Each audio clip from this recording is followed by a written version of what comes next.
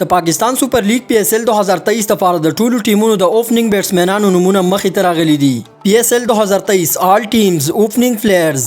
اول خبره کوم چې د پیښور زلمی له طرفه به کوم لوبغاړي اوپننګ کوي. د پیښور زلمی له طرفه به اوپننګ تر اوزي د پیښور زلمی له لوبډالې مشر کپتان بابر اعظم ورسره وکټ کیپر بیټسمن محمد حارث.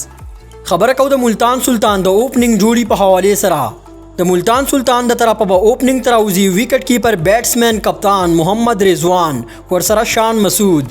د اسلام آباد یونایټډ د طرفه به اوپننګ تراوزی الیکس هیلز او پول سټارلینګ. د کراچي کنگز د طرفه به اوپننګ کوي شرجیل خان او جیمز وینز. د کویټا ګلیډیټرز د طرفه به اوپننګ تراوزی مارټین ګپټل او احسان علي. د لاهور کلندرز د طرفه به اوپننګ کوي سټایلش بیټسمن فخر زمان ورسره عبدالله شفیق. په پی اس ال 2023 کې تاسو کوم یو ټیم سپورټ کوئ او کوم لوبغاړي مو خوښیږي؟ د خپل فیورټ ټیم او فیورټ لوبغاړي نوم په کمنټ سیکشن کې ضروری ولیکئ. د داسې نورو کرکټ خبرونو د لپاره زموږ یوټیوب چینل سبسکرایب کړئ، پیج فالو کړئ. ان شاء الله بل ویډیو کې ملاویږو. د الله پامان.